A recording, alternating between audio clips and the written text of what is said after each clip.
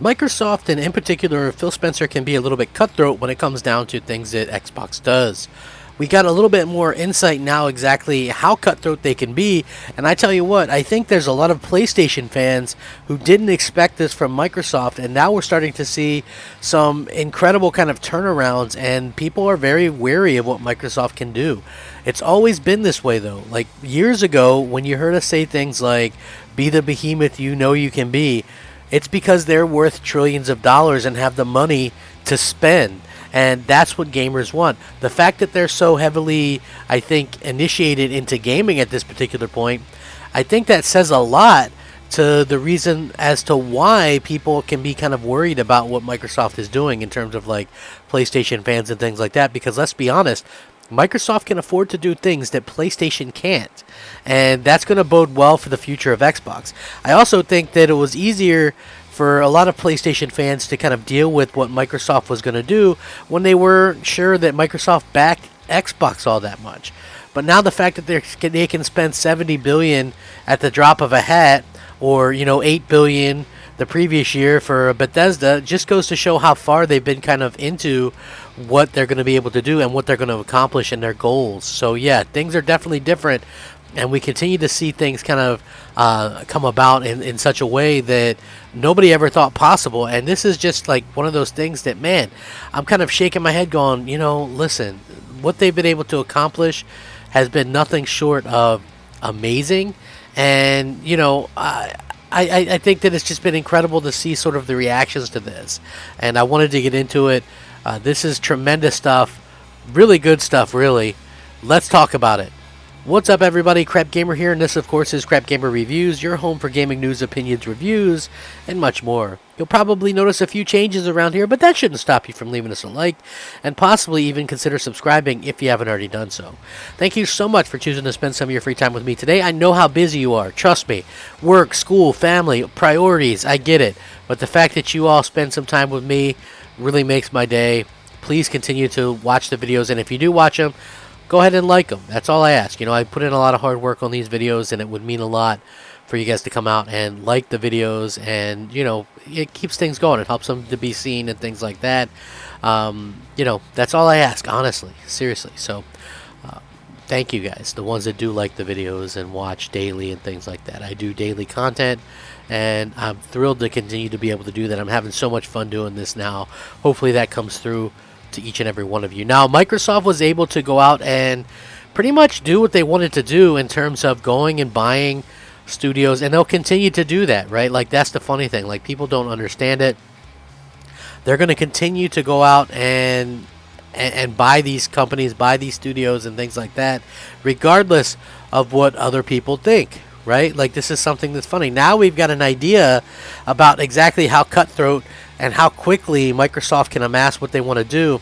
Microsoft approached Activision Blizzard about an acquisition just 3 days after the Bobby Kotick report.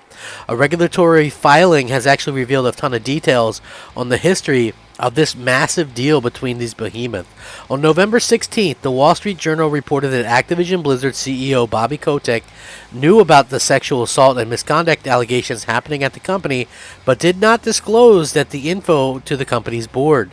Just 3 days later, on November 19th, CEO of Microsoft Gaming, Phil Spencer, initiated a call with Bobby Kotick that would lead to Microsoft acquiring Activision Blizzard for $68.7 billion. These details and more were revealed in a regulatory filing that was shared via CNBC, and showed that Phil Spencer had been discussing a different topic before telling Kotick that Microsoft wanted to talk to him about strategic opportunities between the two companies. On November 19th, which is 3 days later, 2021, in the course of a conversation on a different topic between Mr. Spencer and Mr. Kotick, Mr. Spencer raised that Microsoft was interested in discussing strategic opportunities between Activision Blizzard and Microsoft, and asked whether it would be possible to have a call with Mr. Nadella the following day. Mr. Kotick agreed to participate in such a discussion, according to the filings. In a call on November 20th, between them, Kotick and Nadella, Mr. Nadella indicated that Microsoft was indeed interested in exploring a strategic combination with Activision Blizzard. On November 18th, which was 2 days after that Wall Street Journal thing came out, Phil Spencer actually sent an email to the staff saying he was disturbed and deeply troubled by the horrific events and actions of Activision Blizzard, and that he's evaluating all aspects of their relationship with Activision Blizzard and making ongoing proactive adjustments. Now, on November 26th, Microsoft presented an initial offer of $80 per share, which would have been a 32% premium on Activision Blizzard's stock price on November 25th. But the two companies would renegotiate and the price would raise to $95 per share.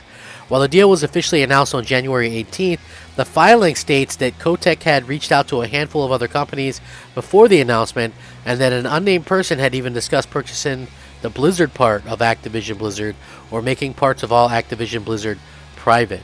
So what's interesting here is elsewhere the filing says that Microsoft would have to pay anywhere from $2 to $3 billion if the deal falls through due to an injunction arising from an antitrust lawsuit. Additionally, a list of shares of Activision Blizzard common stock beneficially owned shows that Kotick currently owns over $4 million shares, and if we were to leave the company or be bought out, he could be looking at quite a bit of money, $500 million almost. Wall Street Journal previously noted that sources familiar with the deal say that Kotick will leave the company following the completion of the deal, when it closes the fiscal year ending June 30th, 2023. So a lot of people think, Microsoft isn't cutthroat or they don't have what it takes. Microsoft went out with the quickness and, made this happen in a very short amount of time. I mean, literally within days of the Wall Street Journal report.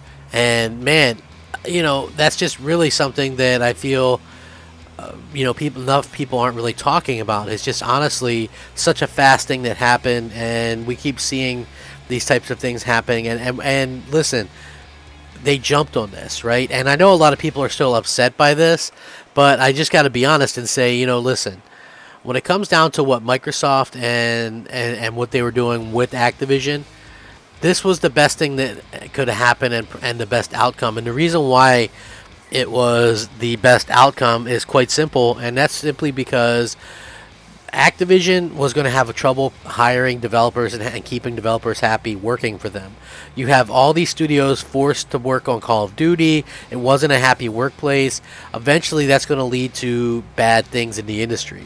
Now, all that's going to change. Everything's still going to remain multi-plat anyway, so it doesn't matter, but there's going to be better management, there's going to be happier work environment and things like that. So I think that's going to make all the difference in the world going forward, and hopefully all this goes through and we can see, Activision do what all of us have been asking Activision to do. We want to see more of, more of the Activision franchises. Bring back Spyro and Crash and Guitar Hero and whatever else you have. If you can do Teenage Mutant Ninja Turtle games or Transformer games, then do that stuff, right? It doesn't all have to be just Call of Duty. I love Call of Duty, but there can be more to these video games than Call of Duty, and I think that's what people are looking forward to, right? Maybe have some of them do some of the IP that Microsoft owns and release those. I think that could be a really huge thing that we see down the line. I would love to see something like that, but I just think at the end of the day, we need to see some changes from them, and we were in risk of losing, I think Activision in general, if something didn't change. So with that being said, I'll link this. You guys can check it out. Trust me, Microsoft is cutthroat. They don't play around. Let me know what you guys think. Rack 'em up, fact 'em up, Crap Gamer 'em up. Thanks for watching. Crap Gamer out.